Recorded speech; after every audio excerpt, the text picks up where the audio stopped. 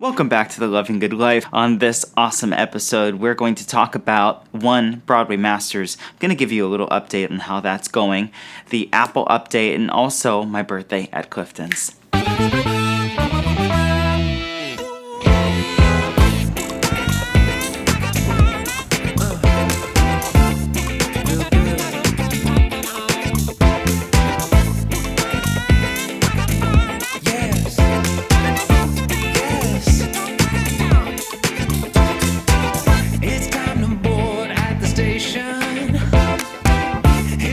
Take a little trip. Yeah, let's go. Broadway Masters has been going so well. We're getting into a new stage where I'm looking at venues for us to actually produce the next season. And also we're about to launch a crowdfunding campaign, not the old traditional crowdfunding campaigns, an equity crowdfunding campaign. We're going to raise $50,000 for people that want to invest in Broadway Masters, and we're going to put that money into advertising over the holiday season to get new students into the program. And that's going to fund our next season and also give us the funding to produce more and more seasons. So we're really excited. Please keep an eye out for that, share it with your friends, and please get involved and help us bring musical theater education to kids all across the world.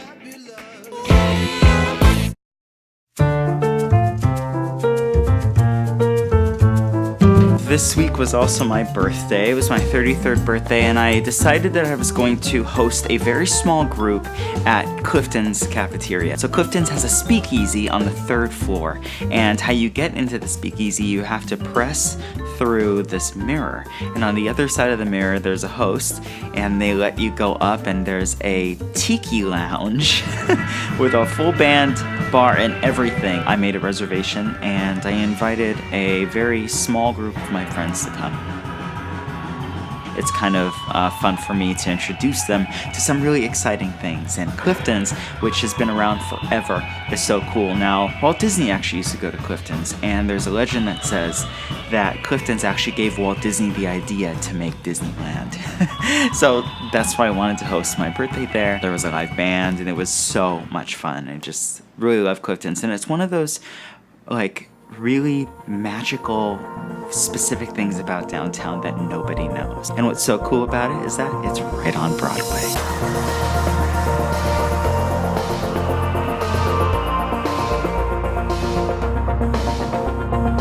I was just kind of hanging out at home, and I got an email, and it was from the Los Angeles Conservancy, and it was an email notifying everybody on their email list that Apple was having a hearing in front of the Historic Preservation Commission downtown about their plans on taking over the Tower Theater and turning it into an Apple store. Now, as I talked about in my first vlog, our theaters are being taken away from us and they're being turned into retail.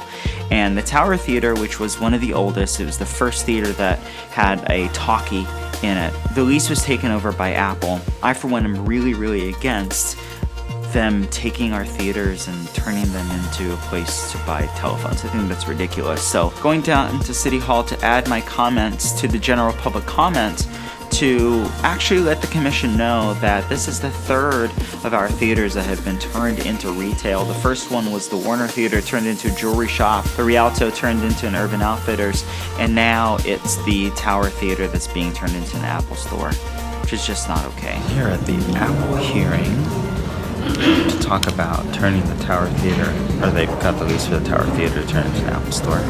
Let's see how it goes. I go down, and there's the chief architect and a historical preservationist that was there that was giving the presentation. So I started watching the presentation, and the presentation was really incredible. What I didn't know was that they're not actually just turning the theater into a store. They're actually completely doing a restoration of the theater back to what it was when it was originally a theater. And they're using it as a mixed use. So it's going to be an Apple store, and it's going to be used for live concerts and theater events. I had no idea that this was going to be the case. And what really stuck out to me was that they are restoring the theater. They're doing a seismic retrofit, but also they're restoring the theater back to a theater again.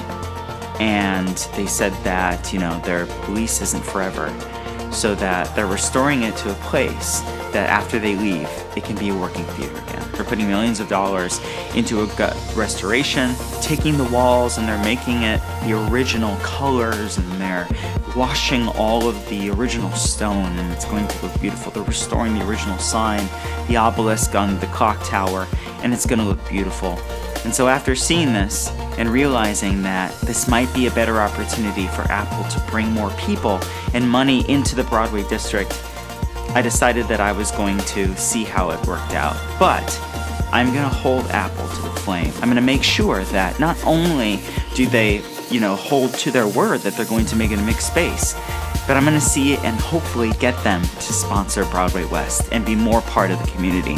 I know that it's a big sacrifice, and I have to look at the bright side of things. They've already taken it over, and I really can't fight the tide.